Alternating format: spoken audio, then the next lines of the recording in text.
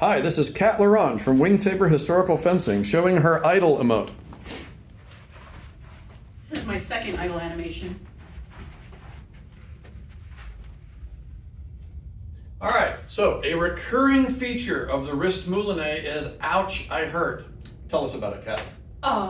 What is to tell about living in tendonitis city for actual years besides like it really sucks and it impairs your daily functioning? Like, I'm going to pour myself a nice refreshing cup of tea. Pick up the pitcher. Ow, that hurts. Okay, now we use both hands. So, doing dumb angles with your wrists when you're fencing is a great way to make the rest of your life much more difficult. Not to mention the whole beating yourself up because you know you should be able to beat people who've been training for 3 years less than you have, but you had to nope out on half the exercises while you've been training. There's that as well. It does not just impair your life, but impair your fun hobby time, because that's what this is. All right, so I'm gonna talk about a deep, dark secret of wrist Moulinets. They're mostly not. Keresztes, big, famous 19th century Hungarian fencer, used the wrist Moulinet a lot.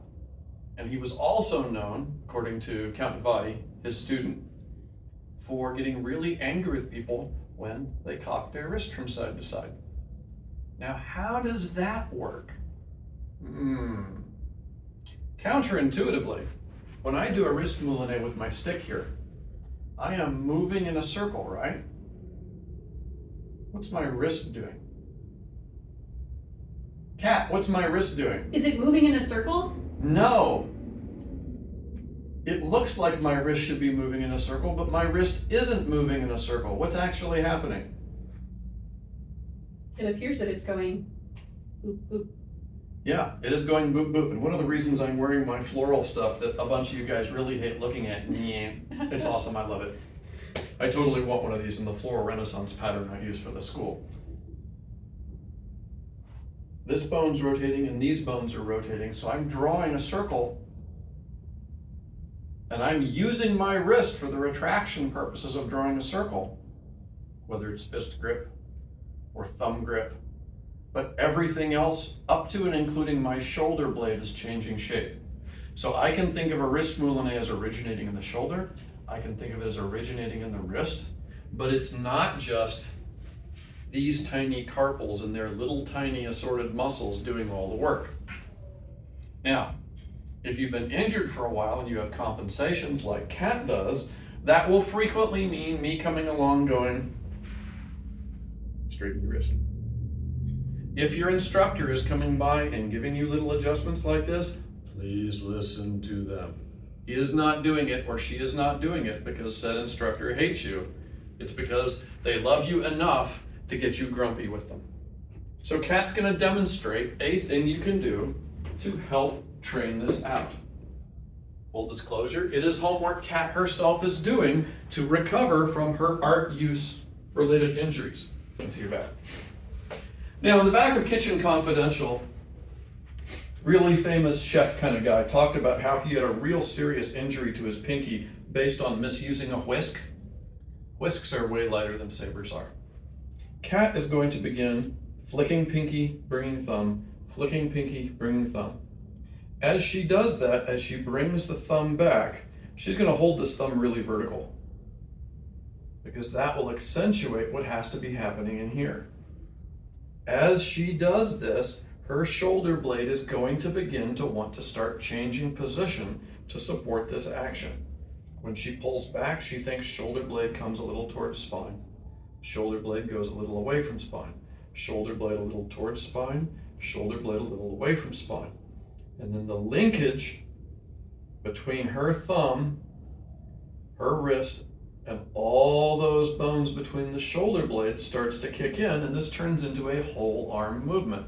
So that then she can go back and turn like she's drawing a circle with the stick and go pow, and turn and go pow, and turn and go pow. And if this was an elbow Moulinet, she'd do the same thing, and eventually that shoulder would loosen up. And that's why all the old school fencers talk about needing a supple shoulder. If you're a Brit who's playing with Indian clubs, this is exactly why.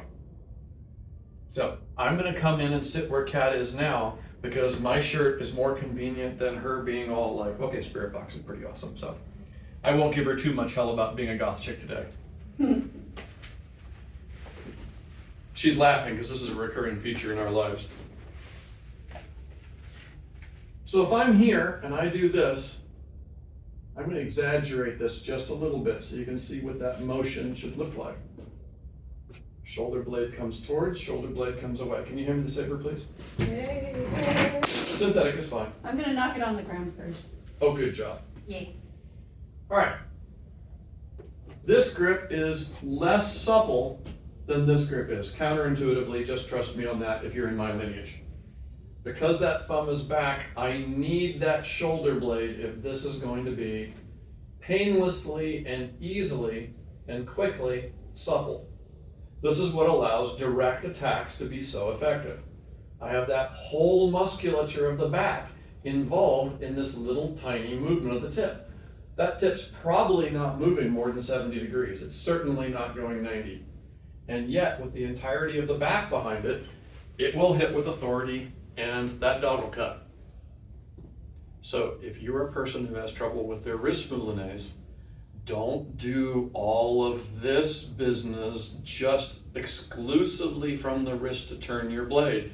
Even if you're initiating the movement from the wrist and isolating the wrist out, as Roworth describes, as Sebetich describes, etc., that shoulder blade must be involved in helping to support the movement. And as I turn the wrist, notice my forearm also changes shape. If it doesn't, you're setting yourself up for one of two things. A, pain, lots of it. B, you happen to have robust enough forearms that you can get away with it, but now you're dependent on all these muscles to throw each and every blow, and after a while, your grip's gonna get tired. So after 45 minutes of drilling or bouting, your hands are tired, and you're having a harder time being supple with the saber. That may not be you personally, but trust and believe, I've heard that complaint more times than I can literally count, from more fencers than I can remember off the top of my head. More than I can remember before I did Savate and got my forehead beat a lot. All right, so if this situation Kat has described is familiar to you on a personal level, play with this. Pull back the thumb, flick the pinky. Pull back the thumb, flick the pinky. I flick the pinky. You flick your pinky at me, sir. I flicked my pinky. Classical reference. None of the kids get this stuff anymore. Thank you. Are you sure? No. Rolio and dumbassette. Yeah, that. Terrible play. All right, have fun and go do the thing. We've got more videos and content coming, so if you liked what you saw and it was useful for you, please stab the like button, /subscribe, and punch the little bell icon so that you're notified immediately when new content comes available. Thanks, and go do the thing.